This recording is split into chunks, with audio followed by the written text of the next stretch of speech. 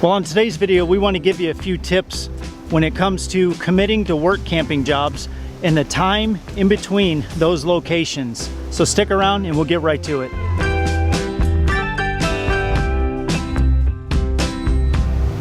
Okay, so you are heading out for your work camping journey. I say that with a smile on my face. Lori and I were totally unaware of the crazy and unpredictable weather we would encounter. We remember calling the campground owner in South Dakota, and we knew about how far we had to go and about how long it was going to take us. We told him on the phone, and he laughed and told us it was going to be hours before we got there, and he was absolutely right. We ended up being stuck there for an extra 5 days that were not planned into our trip. That was due to frozen tanks and 8 inches of snow.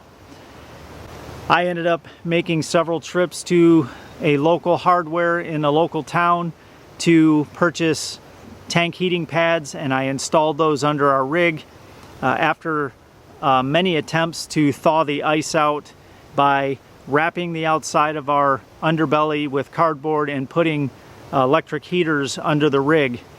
All of these things came, and we were not prepared for them. We had campgrounds closed that we were not prepared for. One of the campgrounds that advertised being open year-round was closed due to the frigid temperatures and broken pipes. There were roads closed.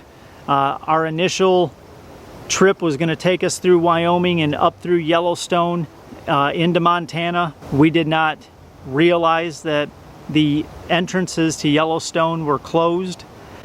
We had to make a ton of adjustments on the fly, and it was pretty much a shock to us as we were heading out to our first work camping job. So just a little background. When we headed out on our full-time journey, we headed out in the rig that we had for road trips. We did not purchase this rig for full-time life at all. So it was a 2-season rig, and one thing to remember when you're work camping, you are going to be traveling before people are hitting the road. So for us, that was mid-April, and we were going from Michigan to Montana. So the other part of that is we had no clue. We're from Michigan our whole lives. We had no idea what the weather was like out west. And so that's number one. Number two, you're staying later in the season than tourists, so everybody's gone home, you're closing up campgrounds, so you're traveling on both ends in cold weather. So like I said, we were heading from Michigan to Montana, and we know not all work campers are going to be doing that, but for us it was a good thing that we got stuck in South Dakota, because one thing we didn't think about was the elevation change. And we were walking into a Lowe's, and I was so out of breath, and I'm like, why am I so out of breath? And we realized, oh goodness, we're at a totally different elevation. Not even that significant at that point, but taking it slower gave our bodies the time to adjust, and we did not even think about that. Yeah, we went from 600 and some feet of elevation in Michigan to 6,529 feet, I think, in Montana. So a huge elevation swing. One other thing to keep in mind is you possibly will deal with a lot of different weather all in one day. You might wake up and it's sunny out, it might turn to rain, then snow, might even turn to sleet, back to snow, and then the sun's back out as you finish out the day. So just be prepared to deal with all different types of weather even in one day. And again, that's pretty much we're kind of talking about out west. Yeah. We're just sharing our experience, because for us, from Michigan, Montana was like a dream, but we had never been out west before. So that was just a really kind of like culture shock for us in a way. A big eye opener. Yeah. So some tips for precautionary measures if you think you're heading into colder climates. We were advised by a local RV repair shop that we could put rock salt down in our tanks and that it would not hurt it.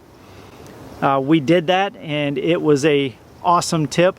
It ended up breaking up all that ice and helped melt it twice as fast. But you want to put salt in your tanks prior to that even happening. You don't want to get to the point where they're frozen. So if you're driving down the road and you have a little salt in your tanks sloshing around, That's going to keep them from freezing up.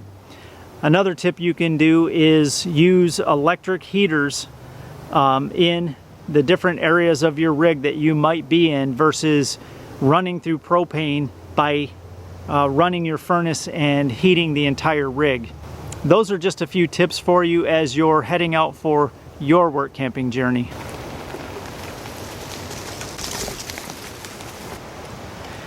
Well, in conclusion, be prepared physically as well as mentally for things to not go as planned. It's going to happen. And then just be okay with it.